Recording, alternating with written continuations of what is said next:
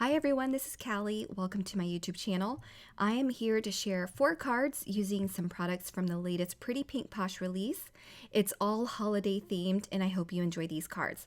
To start, I'm going to show you what the products look like, and I've grouped them together based on the number of cards that I'm planning on making. So here is the Mary script and the stocking shaker die, as well as the coordinating layered stocking stencils.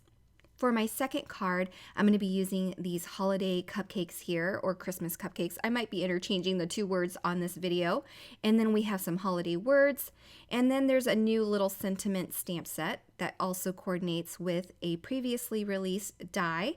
And for my third card, I'm going to be using these holiday birds, as well as the new holiday mug edition set that coordinates with last year's introduction to the winter mug set, which has been so popular. And for that background, I'm going to be using this layered winter wreath stencil.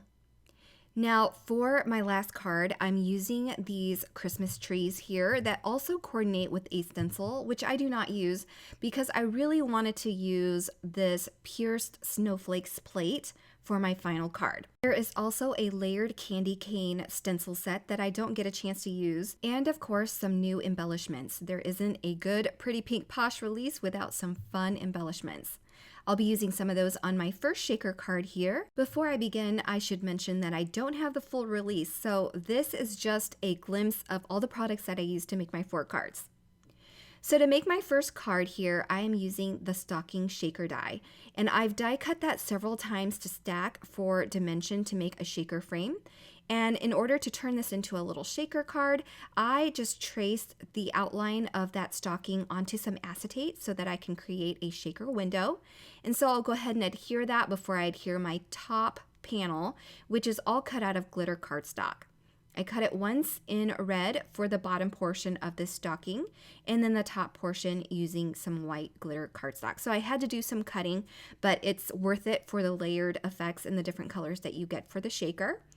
And to create my background, I'm going to use the layered stocking stencils. I'm using a waffle flower grip mat to hold down my cardstock as well as my stencil, and I'm going to ink blend some very soft colors, and you'll notice that these colors are going to be repeated on other cards as well. I really wanted my 4 cards to kind of be similar in color and feel.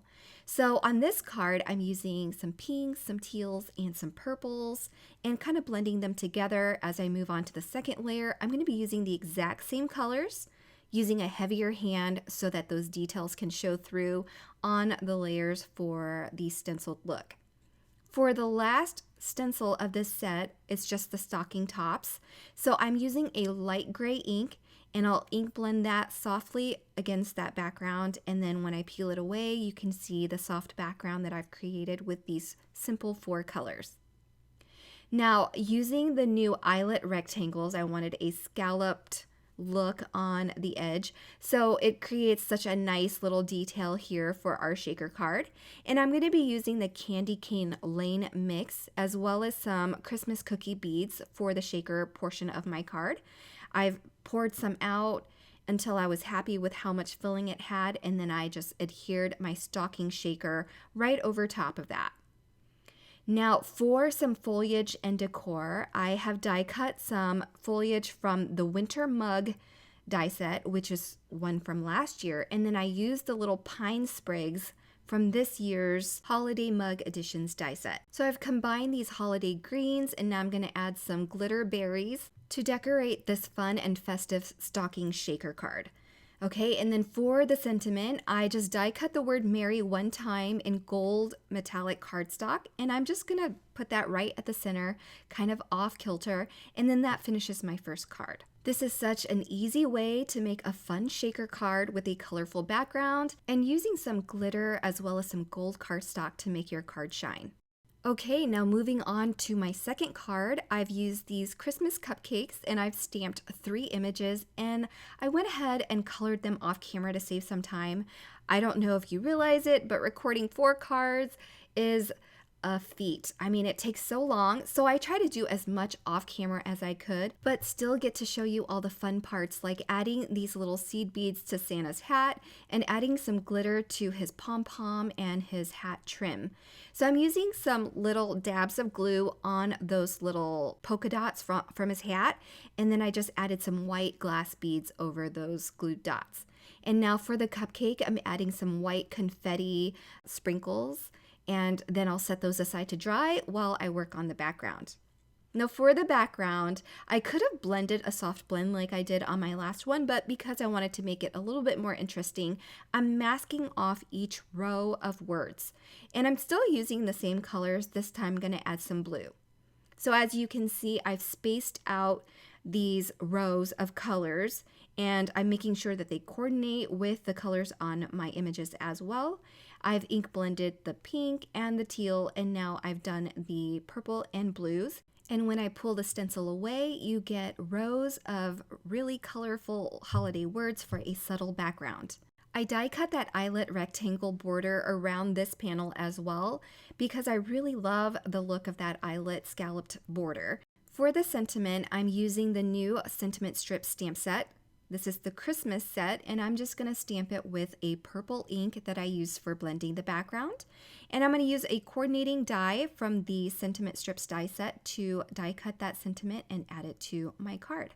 So my second card is super simple but colorful at the same time.